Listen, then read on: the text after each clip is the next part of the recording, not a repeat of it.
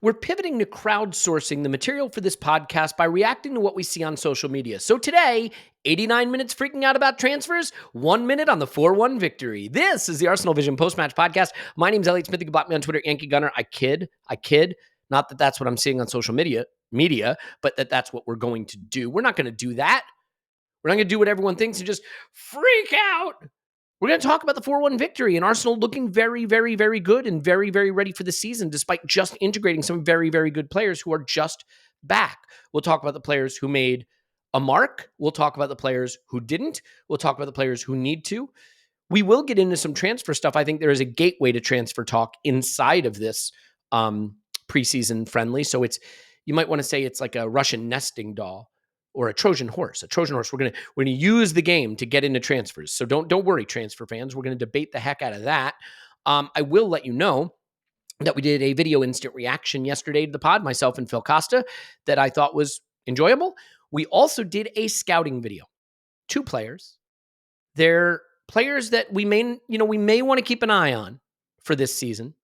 So we like to get out ahead of that. One of them is named, it says here, Gabriel Martinelli.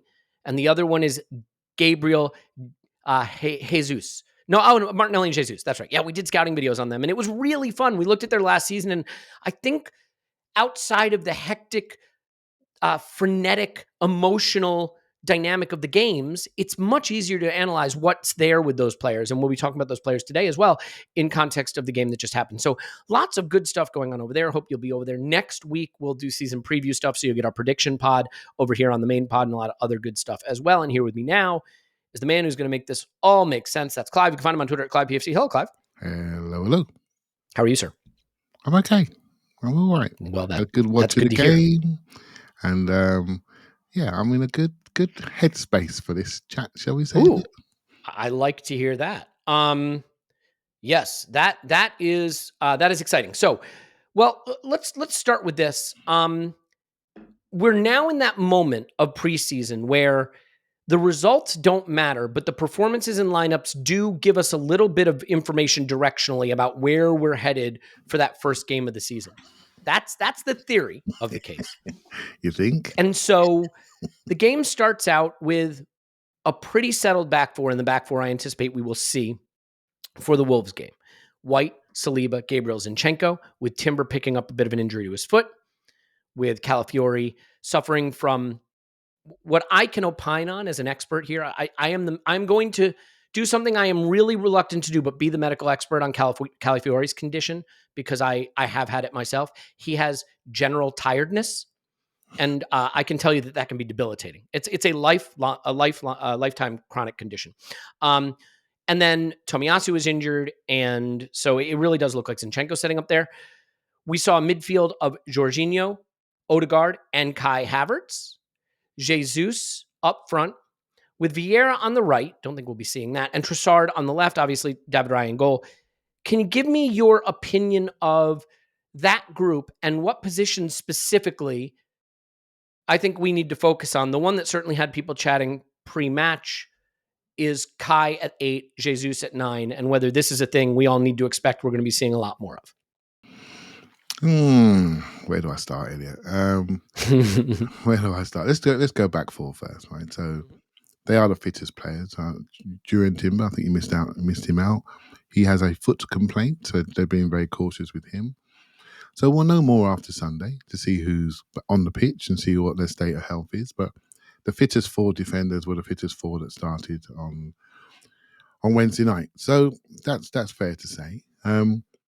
I think in midfield, Partey and Jorginho have been rotating, one doing 60-70, one doing 20. They've done that for almost all the preseason. So let's see what happens, see how that falls out.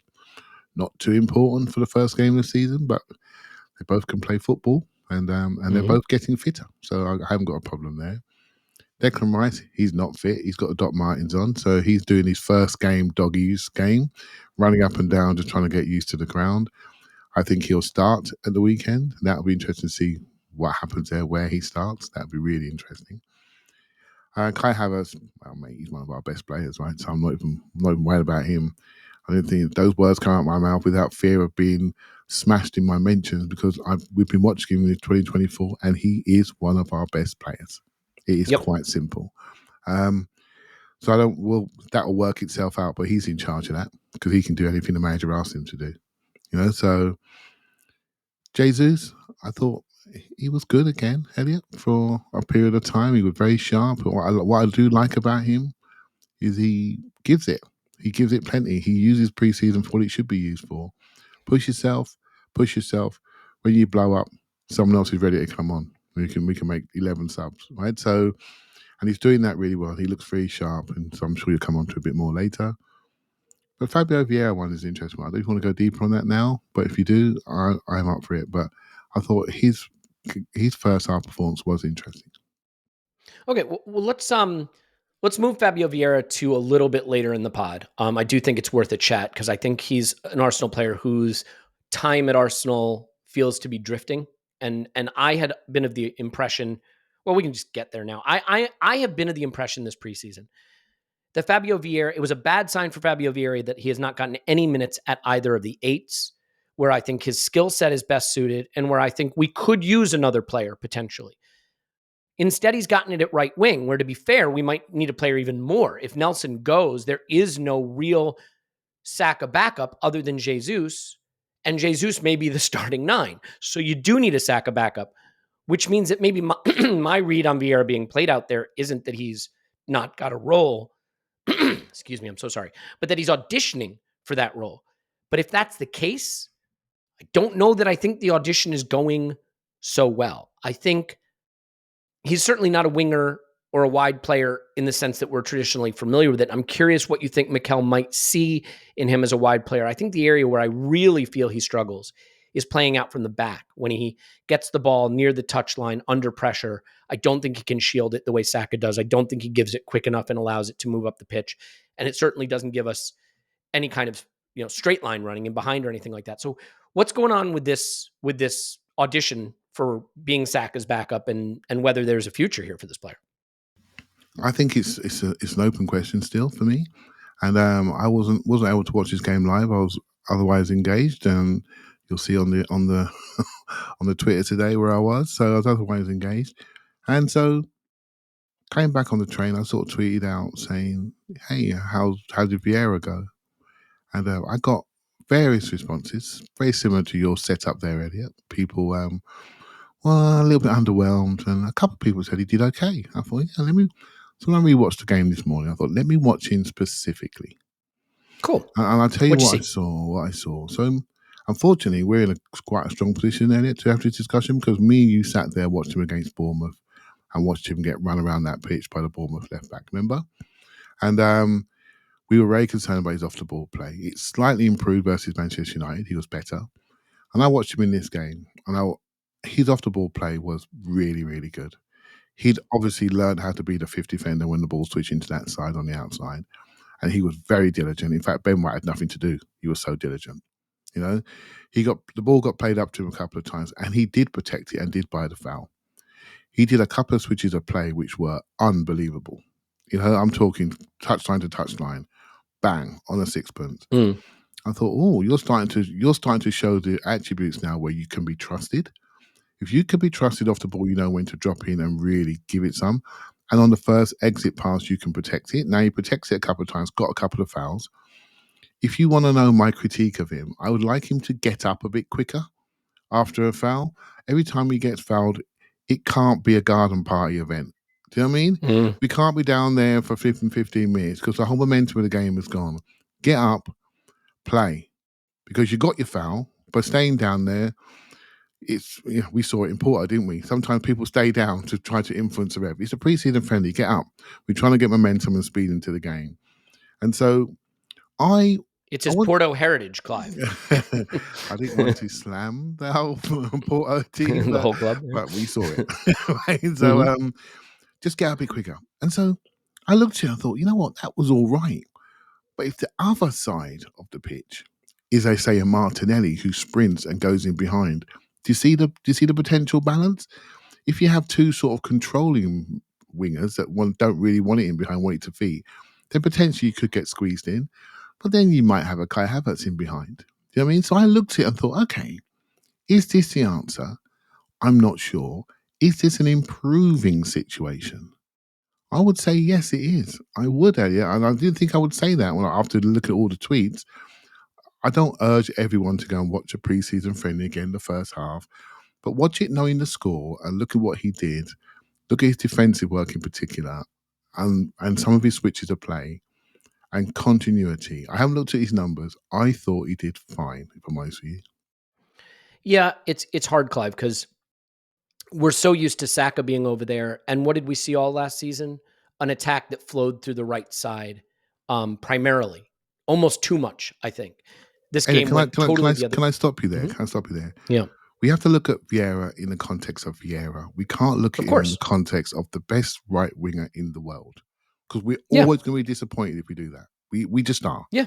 You know, he's our best player. Well, so just to be clear, I'm not saying he should be that. I'm saying that Mm. we're used to the right hand side being our dominant side, and the ball flowed through the right hand side so little, especially for the first half of the game.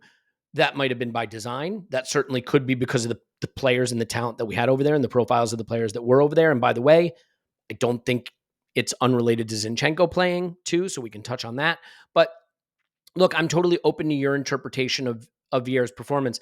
I think what I would say is, given the things we're trying to achieve, if Saka was out for any period of time, more than like a game here or a game there, I don't think this would be what Mikel would do. I think he'd move Jesus out there, or he would flip one of his left-sided players out there. And so while I hope for Vieira to come good, I still don't believe there's a future for him at Arsenal where he's playing right wing more than mop up minutes at the end of games that are won. I think the only future for Vieira that could have had him building a path to a career at Arsenal is if he had made one of those eights a role that he was trusted in. He's not trusted in that, as demonstrated by the fact he's not played there a single minute this preseason. So my conclusion ultimately is not he's a bad player. I've always rated his talent. My conclusion is there's not a career path here for him. If I were him, I'd be on the blower to the agent. I'd be getting out of here. I I I think terminology I don't quite agree with Elliot. I want to say he's not trusted in midfield. I actually don't want him in midfield ahead of Havertz, Rice, Jorginho. When I say that's the wrong phrase. I don't want him in midfield ahead of even Nwaneri. I don't. Yeah, I don't either. I I don't either. I That's a don't problem mind for him. I don't mind him on the outs. I don't mind him on the outside. I generally don't. And I'm not saying that's the answer. Actually, can I interrogate that for a second Mm. then? Let's put that under a stress test. We're going to the Etihad, and Saka is injured. Are you playing Jesus on the right, or are you playing Vieira on the right? I'd probably play Jesus on the right. Yeah. But it doesn't mean Jesus is not a 90-minute player. So you have to understand what you have in your squad, Yeah. right? You have to have somebody who understands the principles of play. And this is why I was encouraged, because I look at him defend. I thought, oh, you can be trusted. Why do you think Smith Rowe is not at Arsenal anymore? Do you think because of his talent or his off the ball play? You know, his off the ball play. I mean, his off the ball play, of course. Yeah, exactly. And so when you see somebody encouraging you off the ball, you think, oh, that's really encouraging, because now we could use you for periods in a game. We can use you for periods in a game. You can build your offensive game. In the end, if we don't trust these guys, they won't play. So it's not about what they do, it's about how they work in the context of the team, in the group. If they're not trusted, mate, we know what happens. We got 2-3 years of Arteta not trusting players and what happens to them. To be trusted, you've got to work within the team framework. And so I saw enough there to say, oh, you are getting it. I'm not saying you're it, but you are getting it. You know, and that's the key difference. Now, I like the idea of him as a left 8 last year. But then again, I didn't see Havertz, I didn't see Rice. You know, I didn't see those two. And they took that position to a new place that he can't go to. Pressing, etc., and the two-wayness of that position. He can't do that. So that's for me is gone. So the next thing for him is to be wide right. If he doesn't work there, he's not going to work anywhere for this team, because the bar's risen. You know, so I'm really, and Elliot, I'm not the only one thinking this, because he has not played another position this season. Every single minute has been in that position. So he's being looked at there to see what he can do. If it's enough, we'll know. He'll stay. If it's not, he'll be off somewhere else, and something else will happen. You know, but I will say I am trusting him more game by game. So let's see how we go.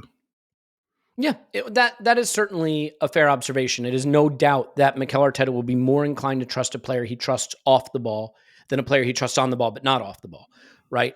Mm. So I think there's something to that. And by the way, I think to sort of steel man your point, I thought our press for the first half hour or so, or even the whole first half, was as good as I have seen it in ages. I think Brilliant. this preseason, we haven't looked exactly like ourselves off the ball out of possession, and that's because we're warming up. But this was the press the way we know it can be. This reminded me of the Newcastle at home game where, like, for the first 20 minutes, they just never left their own defensive third. It was really something. And that's a good team. You want to say, what can Bayer Leverkusen do? They can pass the ball. They can pass and move. They have players that are technical and comfortable on the ball, and they couldn't get out. Xabi Alonso, after the game, called Mikel Arteta a competitive animal. So, and there's news today that one of the things he did was hire a pickpocket to steal things out of the pockets of his players to keep them alert at all times. I don't know if that's apocryphal or not, but I hope it's true because it's hilarious. Clive, well, let's get to the left-hand side for a minute.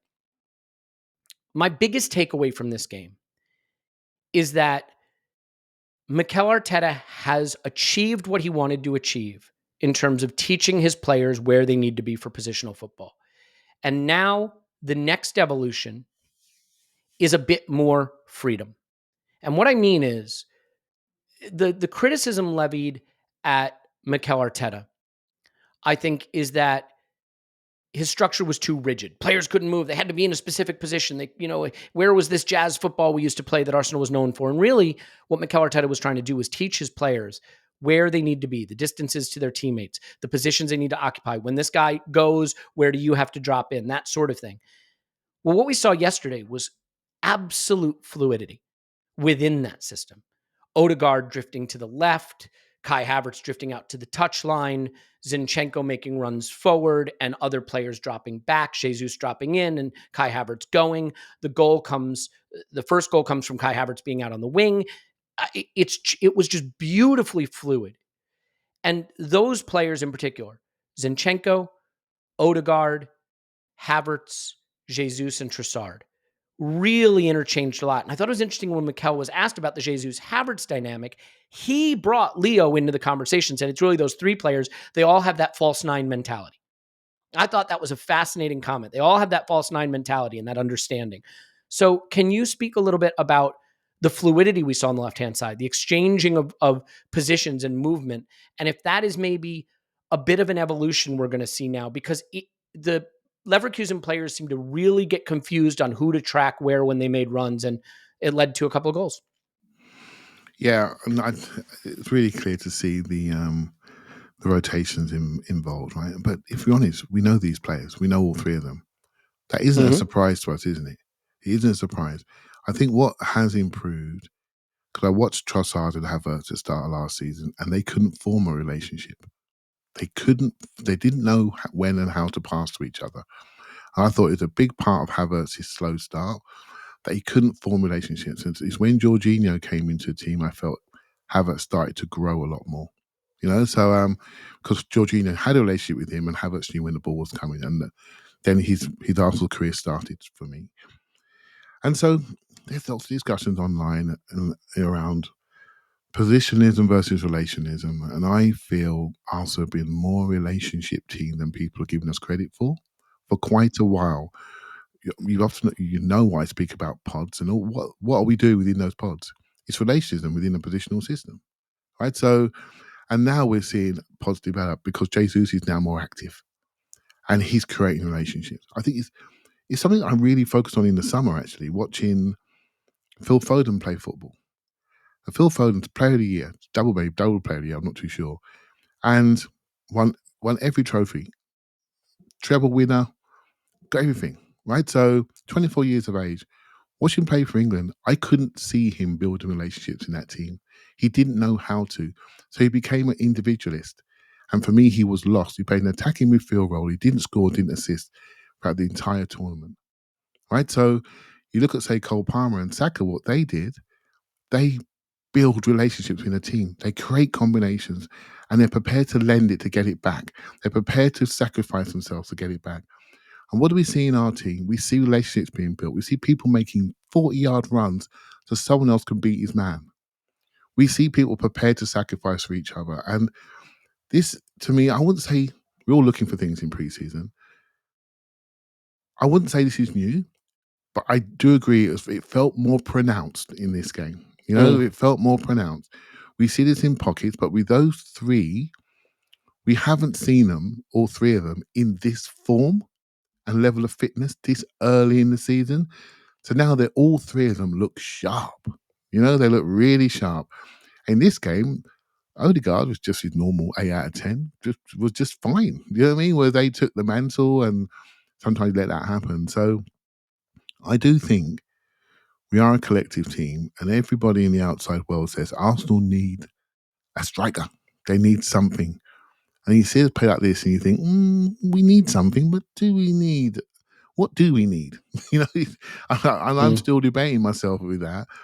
I think it's important, whatever we do, if we add somebody else in, they've got to work with the same one brain as what we have right now. We have to. We won't accept it otherwise. If someone goes off piste and does an individual game, they better be scoring 40 goals a season, right? And that's the way it's going to work. So it's a good spot, mate. I thought all three of them had really, really smart games, didn't they? Smart periods in that game. Yeah, I thought all three were excellent. And it is very clear to me that it is reductive to say it's Kai in midfield when you line up this way. He certainly does drop deep at times. His pressing is outstanding. I think Jesus, by the way, is just such an intelligent pressing agent. Like you talk about, like we just mentioned that our press looked back to its best. And I watched the way he presses, and you compare it to idiots who just run around with their hair on fire after the ball, and the way he curves runs to deny the passing lane while putting a keeper under pressure. He's an excellent presser. He sneaks up on people, doesn't he? He sneaks up on people. Yeah. Yep. And by the way, go ahead. I was going to say, he shows what you do. Sometimes you show one shoulder early and then dart the other shoulder, knowing they're going to go that way. So he shows them early and then darts the other shoulder and nicks it. And mate, he's an expert at it. And it's interesting watching it, Elliot. Did you notice how more compact we look compared to the other games? Completely. And you want my sneaky explanation for it? Mm-hmm. I think a lot of it is Saliba. I think the way he holds the line higher and everyone feels more confident being 5 yards further up, and that means the midfielders are further up, and Jorginho doesn't have to drop away. Like, we looked more compact. But and the forwards, notice how quick the forwards were and fitter they were. Yep. They could expand and contract really. Mm-hmm. This is what I was trying to say this is what I was trying to say to the listener the last game. When your team's not compact, please don't judge too much, because you're just seeing a series of running race in the middle of the pitch. And sometimes you let that go because you want to get people fit. But as soon as you see this game, this looked like an Arsenal game, didn't it? Straight away, bang. The pitch, I can see most of the players. And now it's rat-a-tat how we contract and expand and do what we do in our rotation. So this game was really good, mate. I watched it cold. This was really good. Honestly, we looked really good in periods. Saliba had one moment where he had the ball at his feet, fainted like he was going to drop it back to Raya, the presser for Bayern. I don't know who it was. We just went running right past him to Raya, and he just carried it up the pitch. He's sensational. And you saw immediately the partnership between him and Gabriel back to what it looks like. The way they, one is fire and one is ice, and the way they enjoy playing together is a beautiful thing to see. Yeah. To the point about, like calling Havertz the midfielder. I mean, Havertz had more touches in the box than Jesus. Okay. Kai Havertz completed 16 of 19 passes in this game. It's not like he's the hub of midfield, and yet somehow the left-hand side felt like it was just on fire the whole game. And I think it's because of the flow. And to that point, Mikel said the following. First of all, on the understanding between Jesus and Kai, he said, I think it's something you can see coming. It's natural. It flows. There's a good chemistry between them. As well with Leo. The three, they have that false nine profile. I really like what I saw today. Now, on Kai and Leo dovetailing, he said, you have to be very sensitive to read the information that the players are giving you. Individually, the chemistry that they have with the unit, how things flow, one side and the other.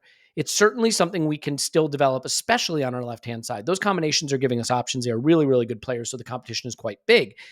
Both answers, he used the word chemistry and flow. Yep. And I think that is something that's really in his mind. And we've noticed this in the past. We started last season with Nketiah up front, Kai in midfield, Martinelli on the left.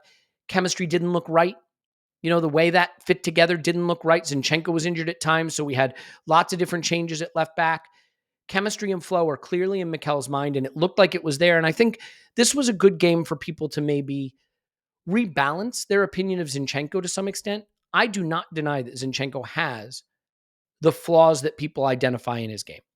Going to sleep at times, maybe sometimes the risk-reward profile isn't right. He's certainly not a phenomenal 1v1 defender, and he certainly seems to drop away after 60 minutes where he's more likely to make mistakes. I think those things are real. But I do think that those things have come to represent him to the exclusion of the things he does well. And I think this was a game where we can really see what he does well. And the reason I want to bring him up specifically is because I believe he will start the Wolves game. I don't see any world now where we're going to have another left back ready. And he has played left back in all of our preseason games, as far as I'm aware. So I think this is the player we're going to go to war with to start the season. And I think he at least looks like he's emphasizing his better qualities right now. This was a good game for him. What do you think about the left back situation? I mean, only Arsenal could have one fit left, four or five left backs, and one of them is fit. So we have got, but he's a good one, and he showed it. We have got Kiva as well who could play there. Right? Yeah, good point. Yep. And so Elliot, I know that we've had discussions between us and ourselves, Andrew, James as well, Tim, about the Zinchenko roles last season, and it's what we do in the background, sort of having a conversation.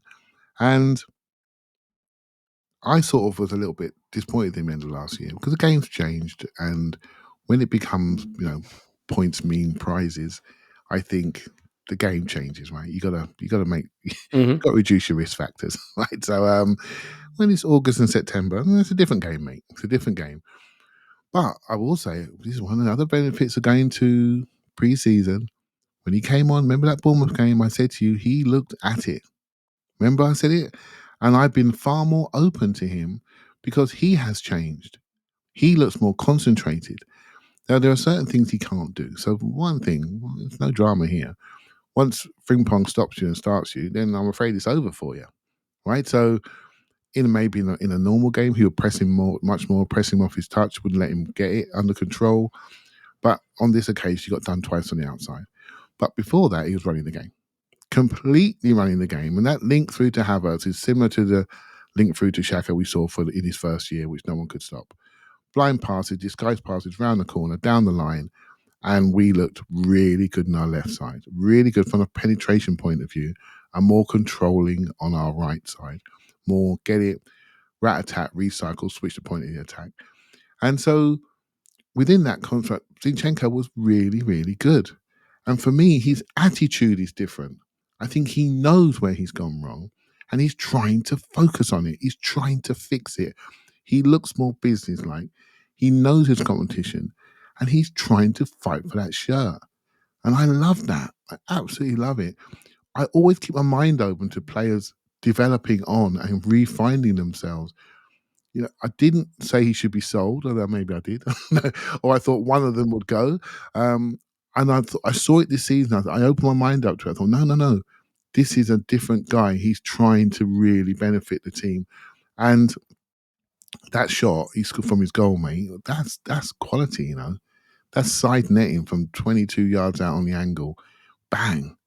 That's serious. It's also the pass in the build-up that creates it, by the way. Yeah. A really nice line breaker out to the wing. It's a 1-2, basically. It's a 1-2, isn't it? It's a 1-2. It's a 30, 40-yard 1-2. And he's got on the end of it and banged in the bottom corner. I mean, how do you defend that? It's really, really good. And it's the sort of thing, we speak about efficiency in the box, efficiency in the top end of the pitch. That's what we're talking about right there. How many goals from outside the box did we score last year? Oh, sorry, Scott. I shouldn't do this stuff to you. Not enough. Not enough. I mean, that's been a talking point all summer. Yeah, exactly. And he just banged one in straight away, and I love that. Absolutely love it. So, yeah, he's on it. Good luck to him. I don't think it'll be the answer for every game, but I haven't thought that for a while anyway. But no one can tell me that boy can't play. He can play. It's interesting, too, because Mikel brought up seemingly on his own on Alexander Zinchenko's role this season. Obviously, he has played in midfield. But the main focus for him right now is playing as a fullback and the options and solutions he provides in that part. He knows the quality that he has. He knows the things he needs to improve. It's an interesting comment from Mikel. He's another one that is really at it. I think that's actually a pretty fair and honest assessment from Mikel, which you don't always get, which is we know what he's good at and we know where he needs to improve. I think basically every person who's ever watched Arsenal with him in it would say roughly that. But what I think is special is when you have a player with his strengths in your team, that has a use. Because if you're telling me we just want to lock down defender at left back, you can play Tomiyasu, assuming he's fit. You could play Calafiori. If you want someone who can progress the ball and move and is dynamic and can defend a bit, you've got Timber. There's options there. Yeah. But I don't think any of them, maybe not any fullback in the league, maybe not many players, period, have the progressive passing that he has. The thing I really like about him when he's at his best is his decision-making is good. He doesn't take unnecessary risks, but he takes the right ones. And what I like is when he picks up the ball just in front of the defenders, if he's not being pressured, he doesn't just wall pass it back to a defender. He will turn and face and assess, and he'll carry it to the first line of resistance. Someone's got to come stop him, right? And that gives him the space to pass to the next line up. And I like that he does that. I think there are too many players that will get the ball in that position, turn and face, and either look for a pass forward or make a pass back. Take it into that space that's available to you. So someone from the other team has to commit themselves, has to make a decision. And he does that really well. And I thought he did that well in this game. And it is going to be an interesting selection for Wolves. And one of the big talking points then, Clive, will be Trossard's performance. He was excellent in this game. Love the way he took his goal. It was one of those classic, Jesus gets in the box and you scream, hit it. And he passes it instead to Kai and you scream, hit it. And he plays a beautiful little pass off to Trossard and you scream, hit it. And then he shifts his body and he puts it in the net. And the funny thing is, he could have passed it to Vieira, who could have slotted it in into an open goal. The way we were flooding the box with runners and finding players in the box was beautiful. Trossard was really at the top of his game, and it's an interesting one, Clive, because if we want pace and running in behind, the only player we have on the left who does that is Martinelli. But Trossard was such an important player during the run-in last season. He ended the season as the guy who was our first choice at that position. And I think based on this performance and how he finished last season, it's someone else's job to unseat him. What do you think of that? I think there's selection headaches ahead for Mikel. This was a beautiful vision. He might look at this vision again against Lyon, but will he trust Jesus at 9 when the games matter? Will he trust Kai at 8 when the games matter? Will he trust Trossard? I mean, we know he'll trust Trossard, but you get where I'm going. These are big decision points for him. So what do you think of Trossard as being the incumbent in that position? So I think you mentioned the word trust there. I think one of the key goals for me this preseason is to grow the trusted group. I think it's so important. That's well said. Yep. Because when we get to September, and again, when I've got tweets, from September, we play every 3-4 days until January. So whoever's incumbent, great point. They better be a superhuman being, because I don't think anyone's going to play 3 times a week for 4 months. Right? So we need to understand who is trusted, who can share the minutes. So Zinchenko's done well preseason so far, right? So I'm sure when he gets beaten on the outside and someone sticks in top corner, we'll all be saying, well, we knew he wasn't quite right. Do you know what I mean? But we'll forget all the chances he's created, and so, but we've got options now, haven't we? We've got options at left-hand side. We've got a lot of options. So I think it's important that even you go into a game against Wolves and you say who's going to start, well, it's going to be Kiwi or is it going to be Zinchenko? Depends on the game plan. But I guarantee you both of them will play. Do you know what I mean? And they'll share that game in some form. And so that's what it's about. Trossard now in the trusted group. Even now I see first 11s and people don't have Trossard in it. They have Martinelli in it. But I guarantee Martinelli will play in that first game. Absolutely. And play or start? Don't know. Don't care. Yeah, play. Yeah. I don't care. Because Trossard had his 70-minute game. I think he stayed on probably 80 minutes actually.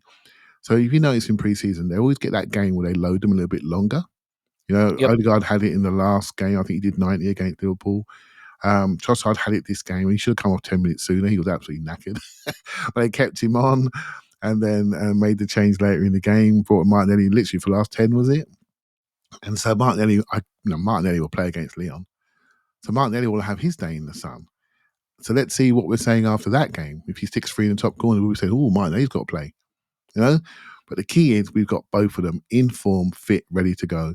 And Jesus could easily play left or right as well, by the way, in any particular game for any particular minute. So we're building the group of trusted players and keeping them healthy. That's really important. Very important. And so I'm not, I'm never worried, mate. I'm never worried about the start. What I am worried about is having good, fit, ready options that can play our way. And we're developing that. So this pre-season, we may have found 30%, 10, 20% more of Fabio Vieira in the position. We may have found a bit more. We've definitely found a couple of 17-year-olds. We've definitely found them. We need to keep looking at it a bit longer. We've got Jesus back. Do you know what I mean? We've got him back in the group. That's really good. And we're developing our left-hand side again. We haven't seen it yet fully, but it's on its way. And so, particularly defensively, with a couple of new players, with one in Timber and one in Calafiori to come in. So it's looking stronger before we get the checkbook out. Right? So it should be fun. Yeah. I think you make a really important point for all of us to keep in the back of our minds, which is the cadence of fixtures and the frequency of fixtures from the start of the season to the end of the calendar year is such that drawing conclusions from any lineup will probably be a mistake. I think what we need to draw conclusions from is who is in the trusted group and who isn't. And Mikel needs that trusted group, as you said, Clive, so intelligently, not surprisingly. We need that trusted group bigger. Yeah. It needs to be bigger. So it can't just be Trossard. It needs to be Trossard and Martinelli. It can't just be, Odegaard even. It may have to be Odegaard and Nwaneri. And we're going to talk about Nwaneri and Lewis-Skelly and a couple of the other youngsters in a moment. It can't just be Jorginho. It has to be Jorginho and is it Partey? Is it Rice dropping deeper?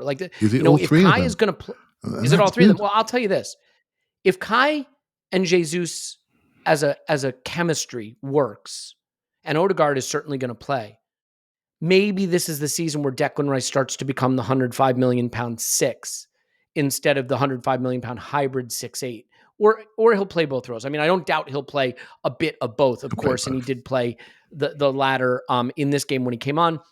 Mikel spoke about Saka and Rice, by the way, basically saying they'll tell us how much we can step them up in intensity, but they need to get ready now, essentially. Yeah. So I don't think he's going to be reluctant to push them.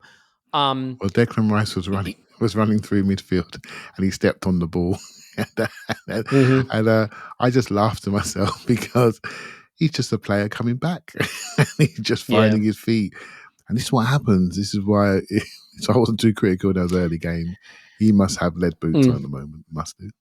Can we just stay on Kai for 1 second before we switch to the young players and some other things in this game and some transfer stuff? I think the critique of Havertz in the past has been that he's a player without a role. One of those tough players. Is he this? Is he 9? Is he 9.5? Is he 10? Is he 8? Is he, is his best position on the bench? Is his best position in another league? What is he? I think what Mikel has done is sort of recognize that Kai Havertz is such a talented player that his best position is in a zone, and you just go let him be in that zone and tell him roughly what you expect of him off the ball, where you want him to make runs to. He's so intelligent. He's so talented. I think what I saw in Kai in this game, because like I said, he had more touches in the box than Jesus. He completed about 14 passes. You want to call that midfield, call it midfield. I mean, be my guest. It doesn't really matter to me. What I saw was a player who was on the wing at times, in the box at times, in the pocket behind the striker at times. I mean, he just goes where he's needed, and his talent is such that he can influence the game in any zone that he occupies. So is it really maybe time that we can start to have that label of not knowing his position go from being a weakness to a strength, that he can really be deployed? Just put him on the pitch and let him solve problems for you, Yeah, so the game has changed. I used to play holding midfield, and trust me, mate, I never moved down the centre circle. Me and the referee holding hands. That's what it was, mate. And you in a position, you stayed behind the ball all times in front of your centre backs. But now that player moves in between centre backs. He drops out of the block, wants to receive it, part of the build up. And so your defensive build up phase is normally one midfielder plus your defenders, right? So your second midfielder, for me, I always look at my 8 as the second midfielder and my sort of 8-10 as a third midfielder. your second midfielder can literally be a top of the box player. So you're saying to Kai, if you're top of the box, your secondary role off the ball may be a bit deeper, but your primary role is to be almost like a centre forward to the left. And when we put you as centre forward, your primary role on the ball is to, go down the sides, receive, like you do top of the box, but a bit more central, but still run the channels. But your off the ball role primary skill is to lead the press from the front, right? So that's the big difference. And so positions as we used to know it when we're in charge and we've got our three at the back, etc., and pushing in and two in midfield, they're just gone. The relationship you should be looking at is the relationship between Odegaard and Havertz, because that's the partnership. That is the two.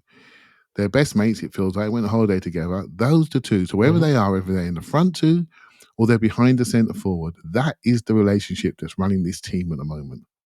They are the primary killers. They are the forwards. They are the ones that are doing it. It'd be so interesting to see their goal tally end of the season, their goal contributions. They are the two. So whatever those two do, the other team, the rest of the team follows. They are the most intelligent players in our team. What they do and how they manipulate space, how they run into space. And with Saka, obviously Saka is like almost like a stabilizing factor on the right-hand side. That you can go into him and it's stable. We can come out of there and we're in, he draws people in and we can come out and suddenly we've got one-on-ones or overloads elsewhere. But the two that run the show are Havertz and Odegaard. And that's, when we do our pre-season pod, I'll probably talk a bit more about this. That's going to be the breakout thing for us this year. Those two together and how we use them. So whether we use them as 2-8s or whether we use them as 2 forwards, if you see what I mean, when in the 4-4-2, as 2 forwards, I think that's the marriage to look for, shall we say. Interesting. And I'll just make this last point before we move on to the kids and some other stuff, is that since you've mentioned it earlier this preseason, we look a lot more like Arsenal when it's not Karl Hein in goal, it's David Raya in goal, and that's not a knock on Karl Hein, but some of the passes Raya was playing were really exceptional. There was one sort of like chipped, curled one he played out to the left.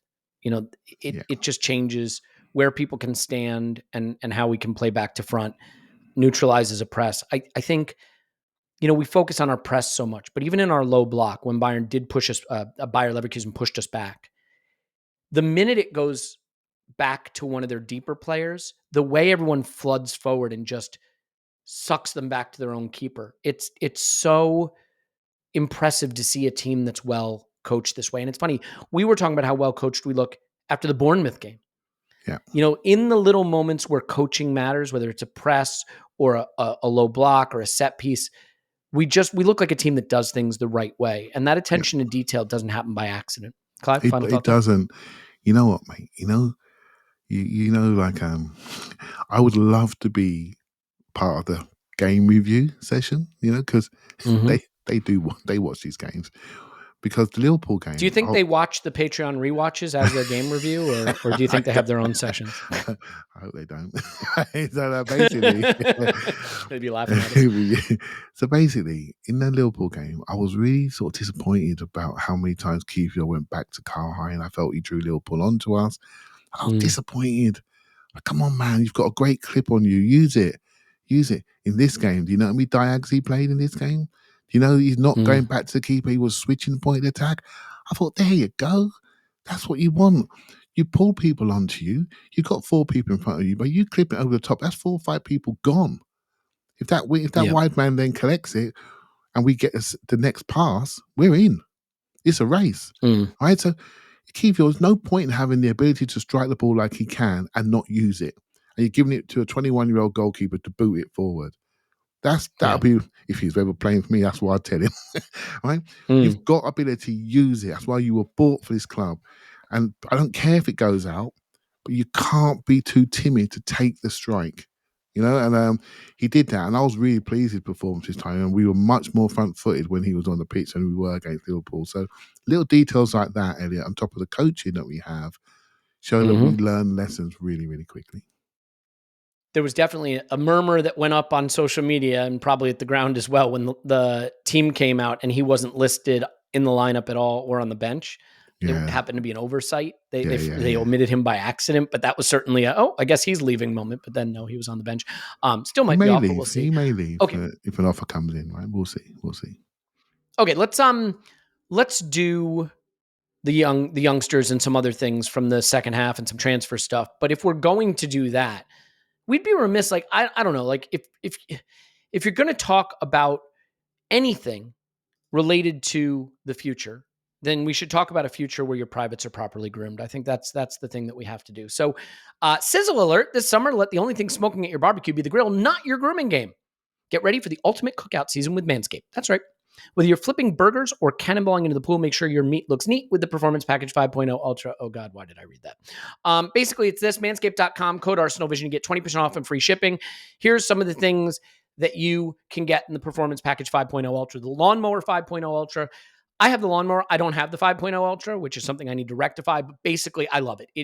I have always groomed my body, and many of you listening probably do too. And I did it the dumbest way imaginable, right? I had some razor in the shower, or I would do it not in the shower, which clean up on aisle 5, right? This thing is wet, dry, long battery life, and the new 5.0 Ultra has the foil blade, so you can go completely smooth if that's what you want to do. The Weed Whacker 2.0, I do have nose and ear hair trimmer. Just, look, nose hair and ear hair, that's a not a good look for anybody, really. There's the aftershave lotion, the anti-chafing deodorant, the Boxers 2.0, which I absolutely love. And you're going to get, their words, not mine, crop mops, which are moist towelettes for, freshening up certain areas. So get 20% off free shipping with code ArsenalVision at manscaped.com. That's 20% off free shipping at manscaped.com and use code ArsenalVision. This podcast is sponsored by BetterHelp. It is not just online therapy. It is therapy that happens to be online. And I look at it this way: whatever way you experience therapy is a start. It's like people who say, oh, I only have 10 minutes to work out, so I'm not going to work out. 10-minute workout every day is better than no workout every day. We come up with reasons not to do things. And when it comes to therapy, it can be driving to an office or finding someone to match with, or, it's too expensive or whatever the case may be. And so while I did therapy in an office with a therapist and I loved it and I would recommend it to anybody, I think there are a lot of reasons, whether it's can't find childcare or can't get the time or can't make it affordable enough, can't find someone in range. This is a way to get access to something that gets you focused on the things that matter and getting rid of the things that don't. So stop comparing and start focusing with BetterHelp. Visit betterhelp.com/vision today to get 10% off your first month. That's betterhelp.com/vision. Do it now. And last but not least, a new entrant to the Arsenal Vision sponsorship situation. And this is brand new to us. It is a supplement. That's the word I'm looking for. All right. It's Timeline Nutrition. And Timeline is a Swiss-based life science company, a global leader in urolithin A. So if you're like, what on earth is urolithin A? Urolithin A is a supplement you might have heard of before. It's derived mostly from pomegranates, although other berries and nuts have it. It's a gut. This is from the NIH. I'm reading this. Is a gut microbiome-derived postbiotic metabolite targeting mitochondrial activity with potent antioxidant and anti-inflammatory benefits. So what does that mean for you? The MitoPure compound that is in Timeline Nutrition is designed for things like exercise recovery, right? Cellular energy generation. So if you're someone certainly getting to my age range and you want muscle health and strength, and you're thinking about longevity and things like that, you can definitely give Timeline a try. I just got some, so I'm going to be giving that a try as well. And it is this simple. You can go read up on all the reasons people are saying, to eat pomegranates and pomegranate seeds and things like that. So if you want to get the benefit of that, they have the berry powder, which is great to mix into a yogurt or a smoothie, or they have the soft gels. You can get 10% off your first order of MitoPure from Timeline Nutrition. 10% off your first order of MitoPure. Go to timeline.com/ArsenalVision. Do it now. Clive, is that enough of that? Indeed. I don't know about you, but I am personally looking forward to living forever. So I need to get started on that. Okay. Preseason games are tough because once you start making the changes, the structure falls away and the game is never going to look as good. And because the game is never going to look as good, the individuals are going to struggle to look as good. And so you don't want to do the thing where you're like, well, this player looked amazing and then this player didn't. Well, this player was playing, first team, complete group. This player wasn't. But having said that, Ethan Nwaneri and Miles Lewis-Skelly came on in this game, and I thought they both looked great. Miles Lewis-Skelly in particular. Now, he did have a moment that wasn't great for the goal that they scored, where he got caught too high up the pitch, and then Aiden Heaven got beat in a foot race. I think we won't focus too much on Aiden Heaven. He's 17, and for a center back, it's going to be growing pains. I don't think he's going to play for the first team this season. We've seen a bright future for him this summer, but we've seen that he's still got a steep learning curve to go. But for Miles Lewis-Skelly and Ethan Nwaneri, I guess what I would say, Clive, is they look ready to contribute. I'm not saying they're first team starters right now and going to win us the league. I'm saying they're ready to contribute in this team at this level. And basically, Mikel Arteta said something similar. Okay. So on whether he will, on seeing more of Ethan Nwaneri and Miles Lewis-Skelly in the first team, he said, if they continue like they're doing right now, there is no difference whether they come from the academy or we sign them from Germany or Argentina or Italy. If they're showing the quality that they have, the personality they have to play at this level, let's see. Why would we put any restrictions? If they deserve minutes, they get minutes. On what was said to Lewis-Skelly after the game, though, he said there were a few actions that he did really well. A few he has to understand a bit better, especially the focus and attention these games demand. He really wants it, and I think that's related to the goal that we conceded. So these two players look ready to me, Clive. I don't want to talk about them as academy players who need a pathway. I want to talk about them as good players who can help Arsenal. That's what they look like to me. Yeah, so should we do a bit? I'll do a bit on them. I think obviously Nwaneri. Yeah, I think we should do a big bit on them because they're real good. Nwaneri's it's hard not to like, right? When the ball goes in, it's like goes into the Venus fly trap, stays in there. Good luck trying to get it out from under his feet, and he just keeps it safe so he can rattle across. He's got sprinting speed, Elliot. So he can go, you know. So once he starts you, he can really go and leave you, you know. And so he can, which is something that's new for us. He can really travel with it. And that's how he's going to get better as he ages and grows. So that's really promising. Well, you haven't seen at this level yet, but I've seen it at the under-17 level for England. Edge of the area, mate. He just puts it top corner, you know. So that's to come. And the power, when you watch him playing in his age group, looks really strong. We'll see how he looks next to men. But yeah, that last touch, that shot, edge of the area is really a big part of his game. That at the moment, it's build up off the ball. Can I keep it? Can I manipulate it to go out the other side? He can do all of that. He's looking like, I'd say if Odegaard was not available, we'd probably go first pick Havertz that side, you know, to be the midfielder on that side.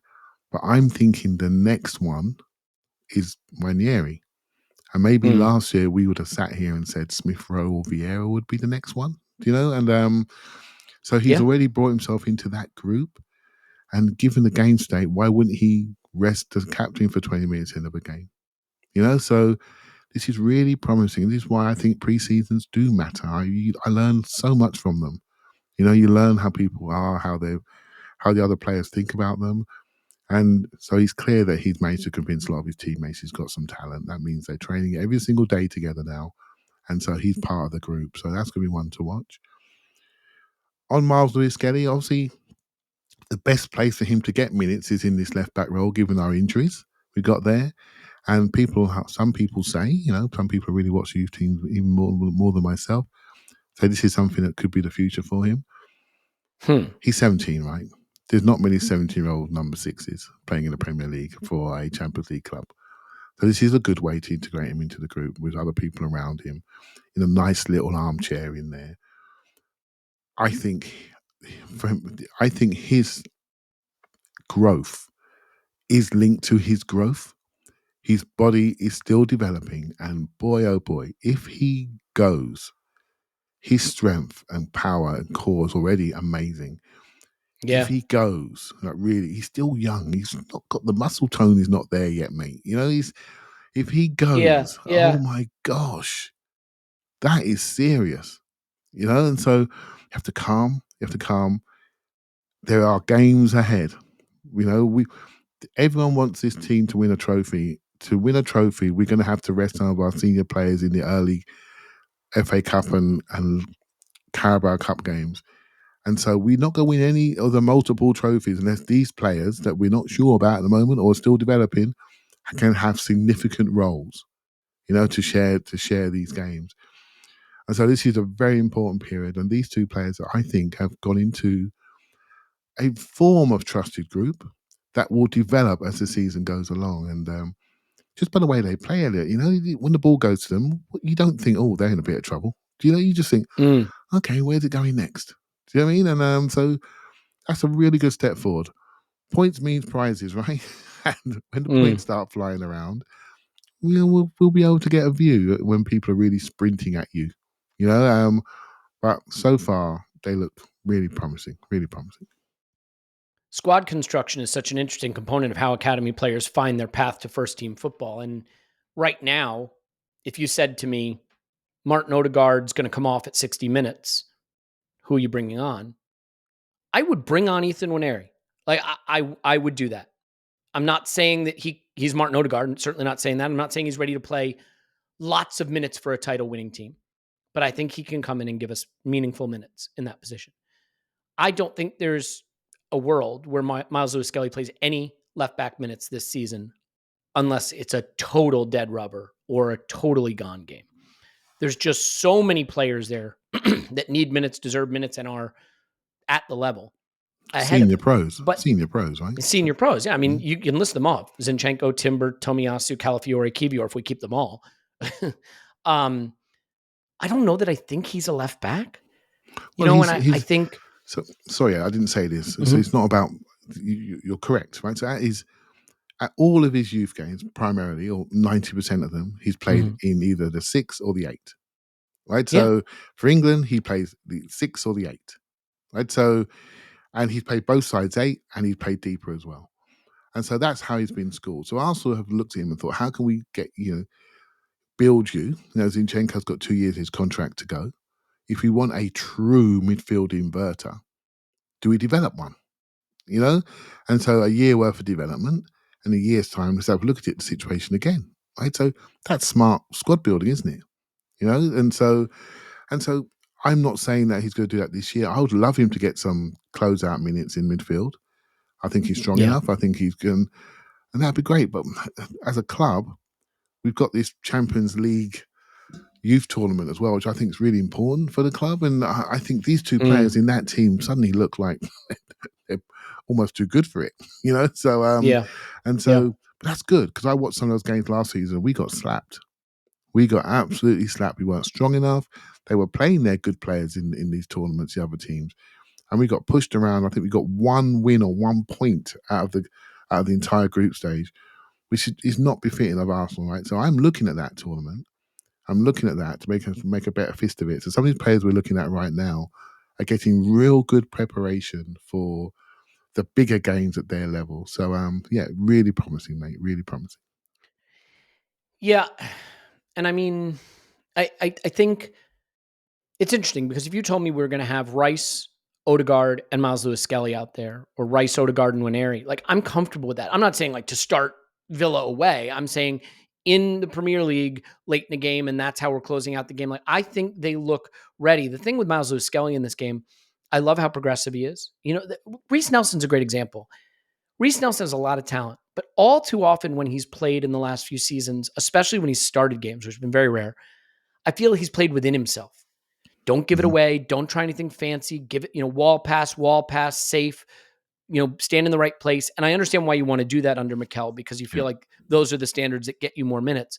But what I like about these players is they come in and they show their talent. They express themselves. They do the things that they do at youth level. Miles Lewis-Skelly had a number of times in this game where he got his body between the man and the ball, a little deeper in the pitch, and was able to problem solve in real time, right? Find a solution to get the ball forward, to get out of trouble, got up the left-hand side and had some nice moves there. He looked really good. Nwaneri just looks at the level, basically, very comfortable.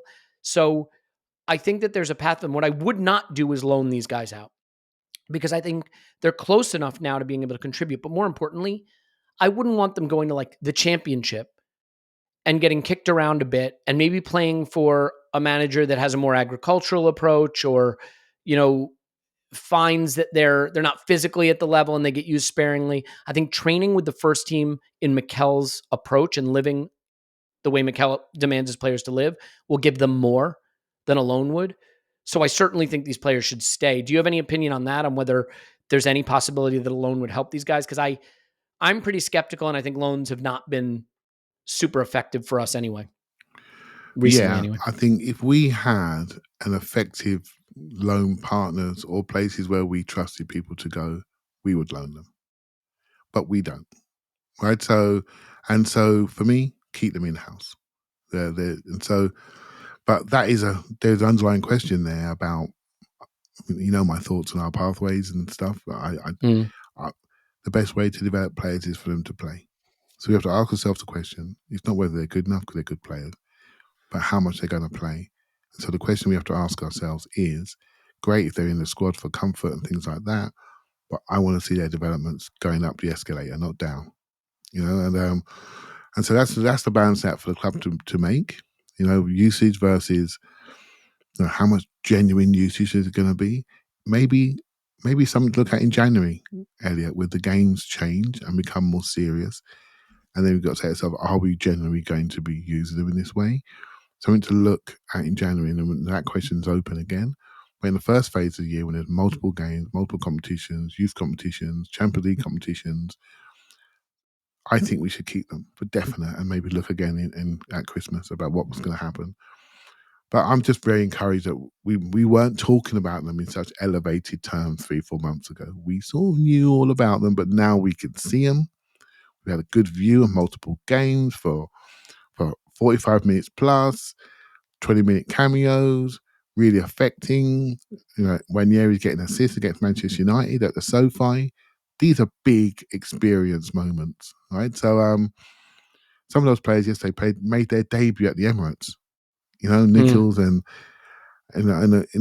Heaven, for example. In Heaven. Mm-hmm. So this is like really, really good, right? So they're growing, they're building, and it's the most exciting thing for me is watching players develop, and they're coming, mate. They're on their way. They'll both be 18 this season. Skelly in September, Nwaneri in March. And I think they both look like players who will play some part this season, probably a very limited one, which is fine. And then I think, look, for me, and I want to be really careful, because my take on the academy is if they play any part in the first team, it's a success. If you get a fee for them, it's a success, because that's even rare. If they become an important first team player, that's a home run. I think the sky's the limit for both these players, personally. Yeah. And we're just lucky to have two of them in the same year coming through of that level of quality. All I want to see is the quality go up. And I did go and see the under-18s the other day, and I was really impressed with them, actually. And there's 2 or 3 players in that group that look really quite promising. And I'll keep their names under my hat for now, because but they look quite promising, and I'm going to be going to watch them again, because I really enjoyed how they played the game. So I'm trying to learn a bit more about the youth level, properly learn about it. I find too many people talk about this without really knowing or seeing. Got to go, got to go. Me and Tim talk about the women's game. I couldn't talk to Tim about the women's game until I started to go to the games properly. Yeah. And have a look and see what it's like. And I think that's really important if you're able to. I think in any analysis, any equation, what you want to do is reduce the variables. The more variables there are, the harder it is to have accurate analysis. And I think what makes academy scouting and academy projection very difficult is you have the 2 added variables. One, how a player will physically develop. I mean, you just don't know. Will they stay small? Will they get big? Will they get muscular? Will they get maybe a little chunky? Those things are hard to know. Will their body hold up? Will their body not hold up? So that's a variable. They're hard for us to know some of those physical things, Elliot, but I can tell you that they are measured regularly, and they're measured. Sure, but there's some, look. There's some, obviously there's some part. And are they going to be 7 feet tall? You don't know. You don't fully know, but they've got an idea how someone's going to develop, their projected heights and things like that. But you never can tell how someone's going to develop muscularly, and how they're going to grow, how they're going to. There's another variable. Nutrition, things like this. You can only control what you can control. Who they'll become as a man. Will they, like many young people, be interested in partying, be interested in finding someone to take home late at night, finding a beverage or a substance to ingest. Like, young people do that, by the way, and that's natural. But like, are they? No, not you, but other young people, obviously. The point is, are they prepared to live the lifestyle of a committed professional athlete at an age when most of us are just trying to have the most fun we can? Like, with so many variables, the best thing you can do is see if there's talent there and then hope it develops. But I think by the time they're getting to be 18, you can start to feel more comfortable projecting. And certainly we know that there are some great players that start their career at that age. So probably a little overlong on that segment, just given that, I think their role this season will be limited, but I do think they both, and especially Nwaneri, would have a role. Speaking of players that may not have a role, I think there's a trio of players that we can discuss from this game. Let's start with Eddie Nketiah. And by the way, we're not going to touch on Heaven. I mean, he had a bit of a rough one. It is what it is. 17-year-old center back. That's okay. Give him time. Eddie Nketiah came on. Whatever you want to say about the performance, be my guest. I don't think it matters. The game had really lost its shape at that point, I think. And with so many changes, I don't know what you're going to expect of a player. But what I will say is that the conversation with Marseille seems to be ongoing. And this is a tricky one. How much do you want to use a player? How much do you want to put him on the pitch? It certainly helps your negotiating position to show that you're willing to use him. The player himself, I'm sure, would like his future decided. Any thoughts on the Eddie cameo and the state of that move? Because, look, if we're going to go do some other exciting things in the transfer market this window, which I think we still can and should do, I really do think one of, if not both of Eddie and Nelson moving is a big part of that happening. That's the easy sums in our head, and I'm not sure where the Marseille discussions are at the moment. They're a bit of brinkmanship, looking at other players, etc. And I read that Dominic Solanke may go to Spurs for like 60 million, and then you think, hold on, we can't get 30 million for Eddie Nketiah. I think this is a situation to watch, and dominoes may fall, shall we say. There are a number of teams in the league that need forwards, and they may not be showing their hand just yet, but they will do soon. I think it's important Arsenal just to wait and hold on to their value, what they have. You feel sometimes, let's just take early 20s, but if we keep doing that, and then a few months down the road, we'll be doing podcasts about how bad sellers we are. You've got to change it at some point. And so, I think Eddie has done really well for Arsenal, 25 years of age. He just needs to go and play football every single week. Much like Smith Rowe, the thought process I have will be very, very, very much the same. And it'll be the same for Nelson. You've got to play at some point. You've got to be the guy that is favoured by your manager on a week-to-week basis and have that feeling where you're an important part of the group. So I hope he gets that. I mean, he would deserve it. He's put a lot of work in to do what he's done for Arsenal. So obviously, what for me as a watching fan, I know if a couple go out, one will come in, and that's the unknown is exciting, isn't it? So we almost like wishing it to happen. I do think that there's a level that we've seen with these players that I don't think we're going to go beyond, and so I do think it'd be nice to see something else that could have a level that we may not be used to and could take us further forward. So we're reaching that moment in time. Let's see. We've got plenty of time before the window shuts. Let's see what happens. But I don't think this story is fully told. And I'm not sure it's going to be Marseille. I've got a funny feeling for other teams coming in around the league. The numbers sort of been mooted and it's affordable. So definitely from a Premier League club. Let's see what happens. A last bit on this game before we talk a little Zubimendi Merino stuff. Aaron Ramsdale doesn't come on, which in and of itself is not a big story, but this is a player in a really weird place. When we think about Aaron Ramsdale's position at Arsenal Football Club a year ago, and we think about the distance we've traveled to him not featuring in preseason, in part because of when he returned, obviously. Yeah. Not having a role, maybe not even having a market. It is a pretty stunning change of dynamic. And by the way, I'm not just putting that on Ramsdale. It's just circumstance at some level. Yeah. But it feels to me, Clive, like this is not a story Mikel's going to want around the club this season. Not that Ramsdale's a bad guy, but it's just because of his popularity and the size of his character and the size of his personality. I would guess that from a tranquility standpoint, he would prefer that Ramsdale go play somewhere, maybe rehabilitate his value with a loan. My feeling is we have to get something done for Ramsdale this window, just for everybody's best interest. Do you sort of feel the same? I mean, I think we're all maybe a little sad about where this has gone, but I think it's time for it to get resolved, right? Yeah, and he's got 3 years his contract left, so we got options, right? So if we loan for a year, he comes back, hopefully form rehabilitated, and he's got 2 years to go. So the market reopens for him at a much more favourable price for Arsenal, and I think that's the important thing. We could do a loan with obligation, so people can't afford to pay the money in the first year. And so there are options there. Let's see what happens. There are a number of teams that are looking. Wolves, Southampton in particular. Maybe in Nottingham Forest, I read. Let's see what happens with that one. I do feel he's in such an unfortunate position, and he hasn't done anything wrong to be here. You know, he's a fine goalkeeper that just wasn't able to reach. No, I don't. That's not even correct. He's a really good goalkeeper, but our manager wanted something different, and his style of play is not the priority for us. But he's a very brave, courageous guy that really deserves to play at the Premier League level at the top end, and he just needs to find the right environment for him. At the moment, the Arsenal environment seems to drain him. You can see the smile come off his face. I watched him in the summer. He didn't play for England. He looked so happy. He looked so happy in that environment. And there's one human watching another human. I just want him to be a happy football player. First things first. I need that because he's somebody that can't hide his emotions. He just can't, right? So let's see what happens on Sunday. I'm going on Sunday. I hope he gets a half, but the priority for Arsenal is not to get him ready. The priority for Arsenal is to give David Raya 2 games before the season starts. So even that is unfortunate for him.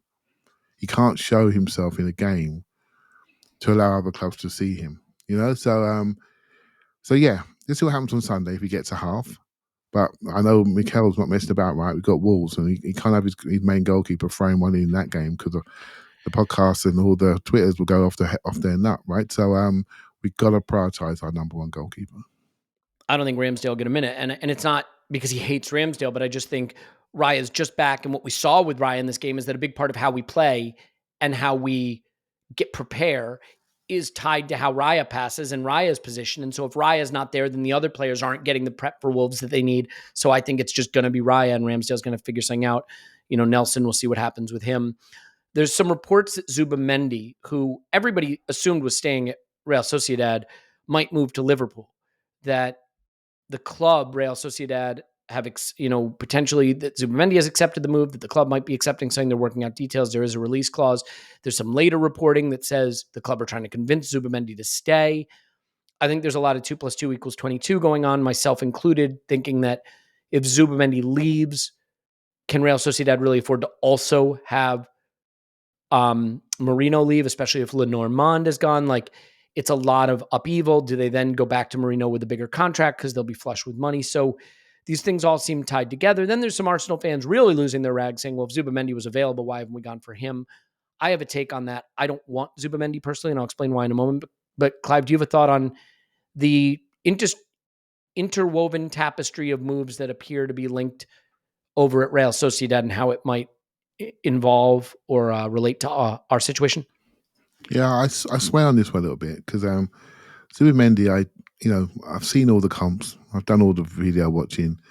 Oh yeah, you look okay, but I'm not sure about your mobility around the pitch. And then I watched the Euro final, and he came on at halftime and just went, "It's over for you lot," and just passing it off the pitch and was really punchy and really got to the ball. I thought, "Oh God, he's a good player.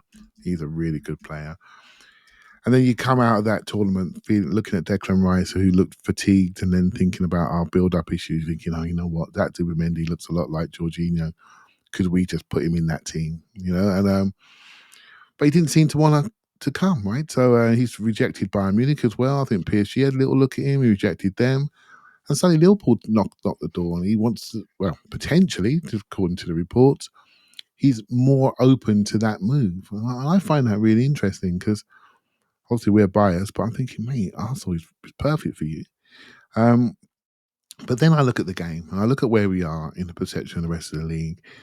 And we talk about our attackers, Elliot, and the rest of the league, they don't really fancy them. But as a collective, we can score goals. But what I do like is our ability to be solid and strong and to be dual-centric. And because for all the passing patterns, for all the combinations, for all the data things we talk about, football is a contest, mate. It's a contest. It's man on man. It's a contest. And we've got players that are really good in one-on-ones. To add someone like Merino into our team, who is also very good in one-on-ones, I am not against I really am not against. So I'm okay with that move. It happens. Zubimendi one, I like the idea of it. I really do, because his age is just a bit better. He seems to cover the things that we can't do so easily. But what we do have, Elliot, we do have two 31-year-olds that can do what Zubimendi does, and we have them for the next year, it looks like. So from a squad building perspective, do we spend 60 million euros in one hit, cash down, money down, for something we already have? I'm not sure if we are. So, hey, my ideas on nice Arsenal passing patterns versus reality of squad building and money spent, there's a bit of a divergence there. What's your thoughts on Zubimendi anyway? Well, so the first thing I don't like is people saying I'd rather Zubimendi than Merino because they're different players at different prices in different positions. Mm-hmm. You know what I mean? It's like saying I'd rather have Guehi than Eze from Crystal Palace. Well, okay. Not quite as wide, but I know what you're saying. No, but you see what I'm saying, right? Like Merino is not going to play 6 in my view. He's not a 6. He's also not 60 million. We're talking about 20 to 30 million. So they're different moves dramatically. Here's why I think I'd rather have Merino than Zubimendi. Clive, I think Merino can do a really interesting job for us in that left 8. I think he can do some of the Kai stuff. I think he can be a destroyer, a presser, a late arriver in the box, win tons of duels up there, be a really good Champions League player for us, and give us important minutes at a high level with a lot of experience at a really good price, and not block the pathway, by the way, while doing that for some very talented 18-year-olds we've just discussed, right? Yeah. Soon to be 18. Yeah. All at a reasonable price without blocking other moves we need to do in other areas. Zubimendi at 60 million, not that that's like Declan Rice money, but it's a bigger move for a player in a role that I think we need a future for. What is our future at 6? Is it Jorginho? Obviously not. Is it Thomas Partey? Obviously not. Is it Declan Rice? I would like it to be Declan Rice. I think Declan Rice has the potential to be our Rodri. I don't think Declan Rice at 8, personally, is the absolute pinnacle of what we can be. I think Declan Rice expressing himself as one of the world's best 6s can take us there. Okay? So that's just my take. Here's the thing. If we buy Zubimendi to be the 6, I don't know that he's quite title-winning anchor of the midfield quality at the Premier League level. Merino is not, going to win you the Premier League by playing 38 games, but that's not what that buy is. I think if you're buying Zubimendi, you're starting him at 6 and your midfield is Rice, Odegaard, Zubimendi. I don't know that I think Zubimendi can anchor a midfield 3 to a title in the Premier League. And so I wouldn't drop the 60 million on that. I'd rather Rice become that. Like if you said to me, who do you want to commit to the next 3 seasons of being your 6, Zubimendi or Rice? I'd much rather it be Rice and we figure out the 8s. And maybe it is Kai, or maybe it is a buy like an Eze or whoever you like, or it's Merino for a bit and then we bring a guy in. But I think if you buy Zubimendi, you're saying our 6 is Zubimendi. And I don't want to commit the future to that. Does that make sense, Clive? You know what I mean? Not that I don't rate him, but I think that buy would be committing your future to that player in a way that I wouldn't want to. I'd much rather commit our future to Rice ascending to that role. Yeah, it's a style thing. Rice and Zubimendi are 2 different stylistic players, and so I don't disagree with that. I think, like I said, I think we have 2 31-year-olds that can do what Zubimendi can do, and we seem to have them for the next year. So it doesn't feel right to me. But I can't say I don't like the idea. Without any intelligence, thinking, just purely putting people in positions. And the idea, I quite like it, but yeah, I do like Merino as well. So if I had to choose, I'm with you. I would choose Merino because I just like the fact that it solidifies our team. People are going to come for us this year, mate. They want to see how real we are, and we've got to discourage people immediately. Discourage them and say we're serious. This is how serious we are. This is where we're going. And so I'm with you on that, Elliot. So you won't get any sort of a podcast argument discussion. Oh, that's a shame. because like I said in one podcast recently, I said the discourse around Rice disappoints me. Why do people think he can't play 6 all of a sudden?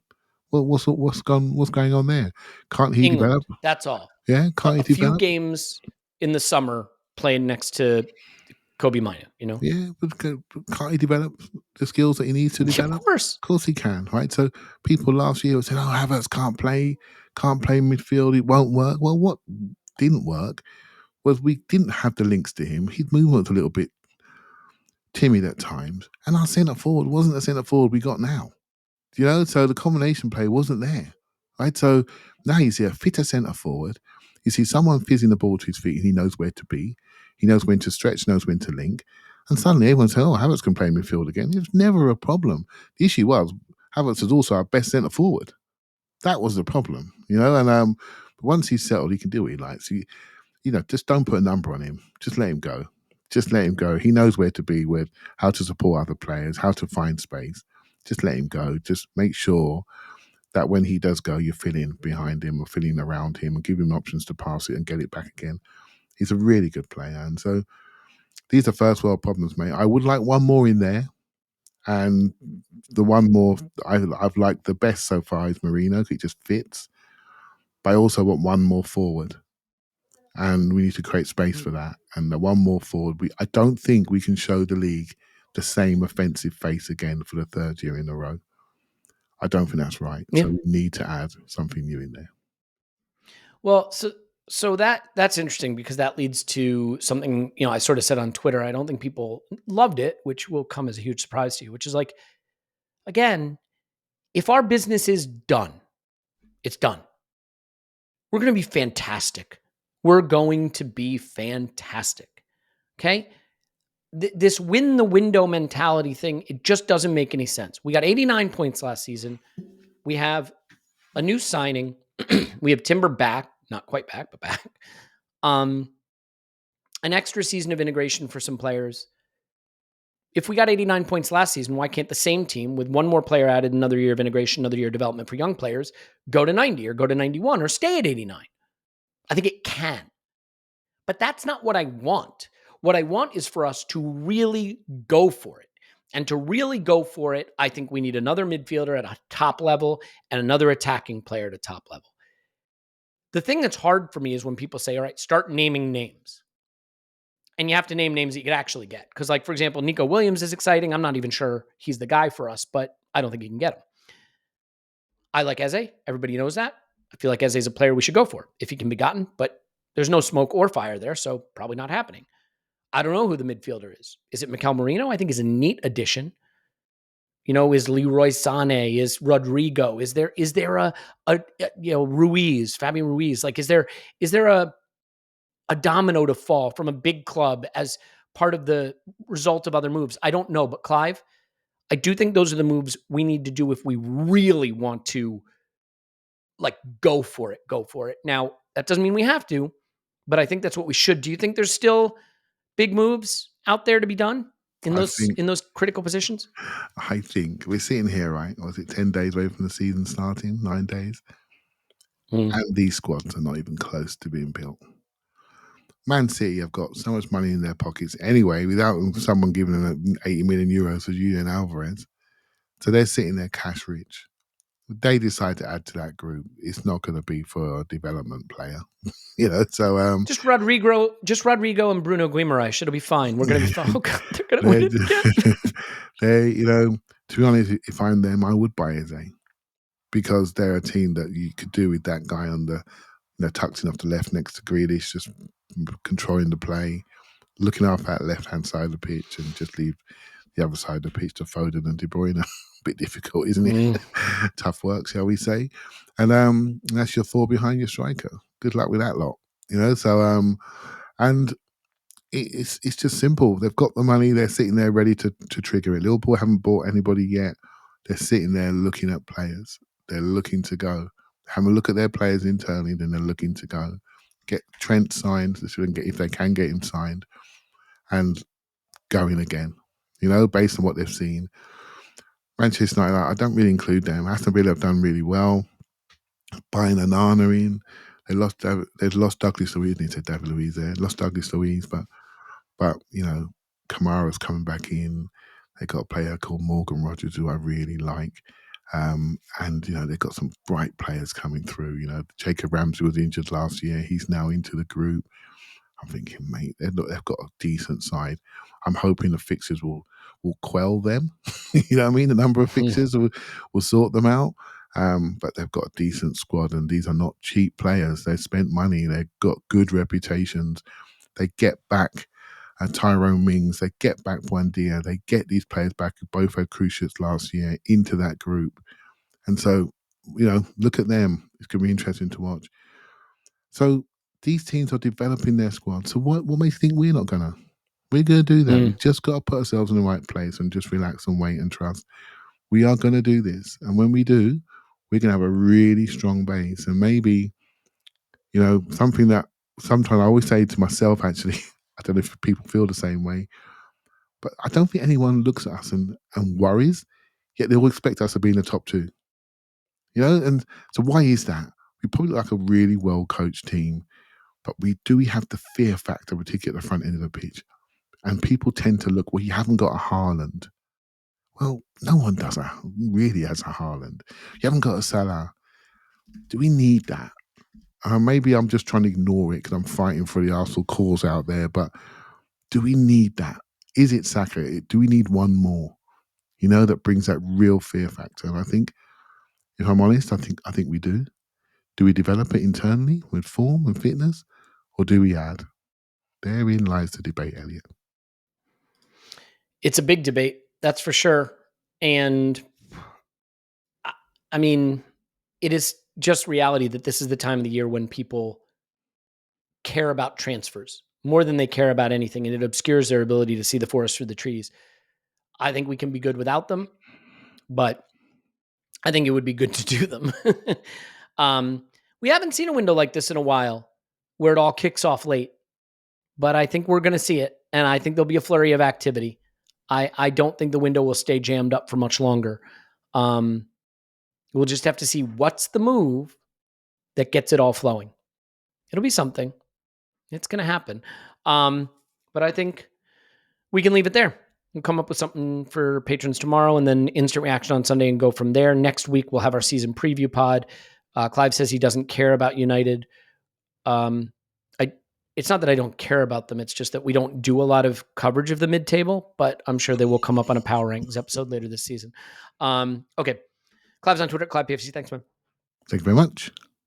My name is Elliot Smith. Oh, by the way, before we get out of here, I'll just say, because we haven't mentioned it, cute cuddle between Xhaka and the manager when he came off, and it looked like they enjoyed seeing one another. The crowd gave him a nice clap, and we clapped the crowd back, but it seemed very clear to me that Xhaka wasn't there to absorb all the adulation. He's squarely focused on the team he's at. So I think less of a homecoming than maybe we might have thought, but still nice to have him back, give him a clap, and see a cuddle with him and the manager. Yeah, he's a very popular person within the group. That's clear. That's really clear. And from watching the game this morning, when Nwaneri came on, he was one of the first people to give him a tap on the back, say, he obviously knows him and has been helping him. And I love that, And hey, who knows what's going to happen in Granit Xhaka's career down the road? So I hope it's not the last time we see him at the club. Yeah, well, we will see. All right. Now, Clive's on Twitter, ClivePFC. Thanks, Clive. Thank you. All right, we'll leave it there. My name's Elliot Smith. You can block me on Twitter. We love you, and we'll talk to you after Arsenal 10. Leon nil.